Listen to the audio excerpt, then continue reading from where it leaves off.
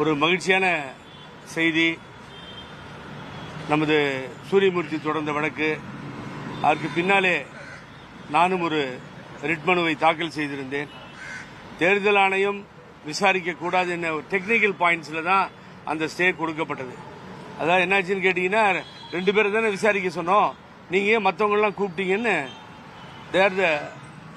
அதை மெயினாக காரணமாக காமிச்சு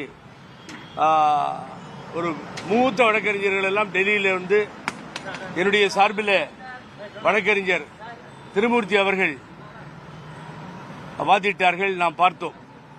இதில் தேர்தல் ஆணையத்திற்கு எல்லா உரிமைகளும் உண்டு.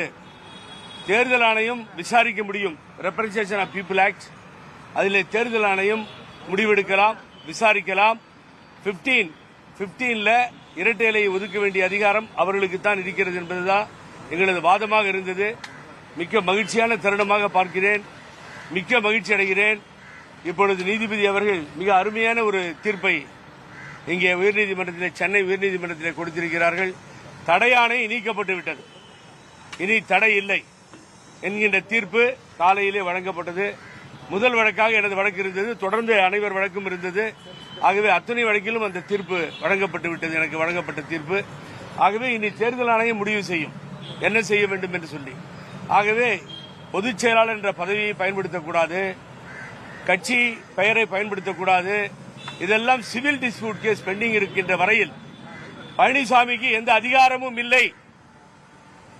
இதை ஊரையும் உலகத்தையும் பிரஸையும் ஏமாற்ற வேண்டாம் என்பதுதான் தொடர்ந்து நான் அளித்த representation before the election commission of India.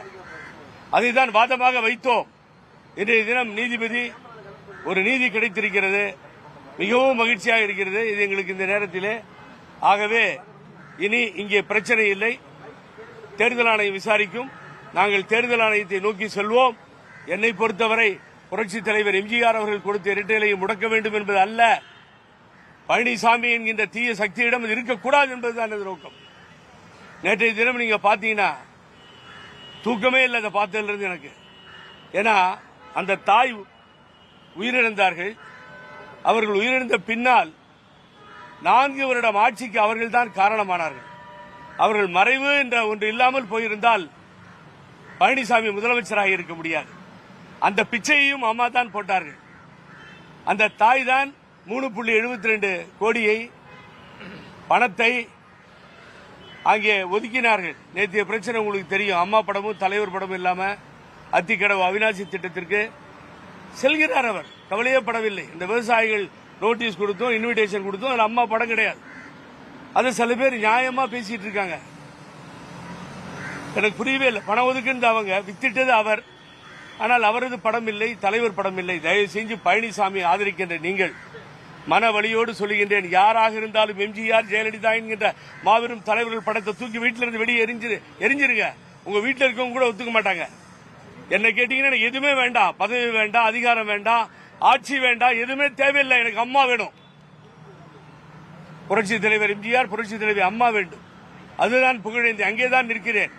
இது எதை பத்தி எனக்கு கவலை இல்லை. யாரோ விவசாய சங்கம் நடத்தினாங்களாம், பொதுவா போச்சா, இவர் ஐயா போனாரா, மாலையெல்லாம் சூட்டிக்கிட்டாராம், எல்லாம் நடந்துருச்சா.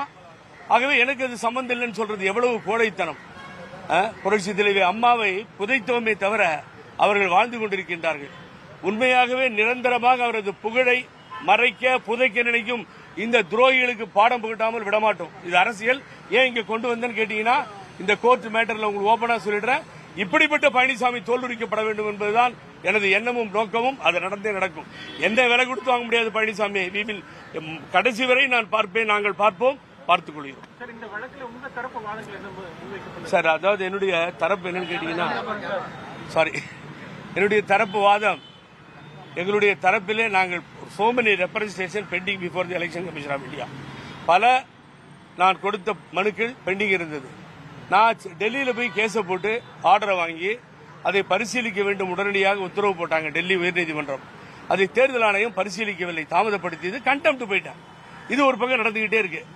ஆனா இன்னொரு பக்கம் என்னன்னா, இங்கே என்னுடைய பெயரையும் போட்டு இவங்க பெயரெல்லாம் போட்டு எல்லாத்தையும் போட்டு 2 பேரை கூப்பிட சொன்னா. காரணம் பாருங்களேன், 2 பேர் கூப்பிட சொன்னா 7-8 பேரை கூப்பிட்டாங்க.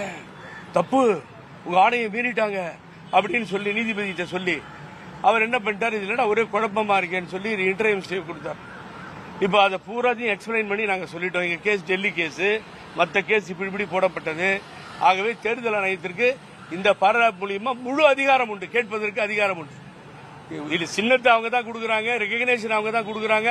தேர்தல் ஆணையத்தில் உட்கட்சி தலையிடக்கூடாது உட்கட்சி விஷயத்தில்னா புது மாதிரியே இல்லை இந்த வாதம். ஆகவே இந்த முறை ஏமாற்ற முடியவில்லை வழக்கு மன்றத்தை என்பதை இங்கே நான் பதிவு செய்கிறேன். தேர்தல் ஆணையத்தில் என்ன முறையீடு இல்ல, தேர்தல் ஆணையம் 168 பேஜ் நான் கொடுத்திருக்கேன். மற்றவங்களும் அன்னைக்கு பூரா அங்கதான் இருந்தோம்.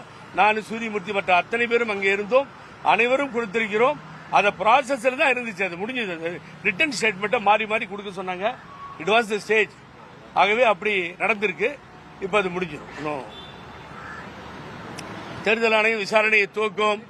விசாரணை முடிவில் நாங்கள் தேர்தல் ஆணையத்தில் வைத்திருப்பது சிவில் நீதிமன்ற உத்தரவு வரும் வரை நீங்கள் இரட்டை இலையை கொடுக்கக்கூடாது யாருக்குன்றதுதான் அதிலே வெற்றி பெற்றே தீர்வோம். நன்றி, வணக்கம்.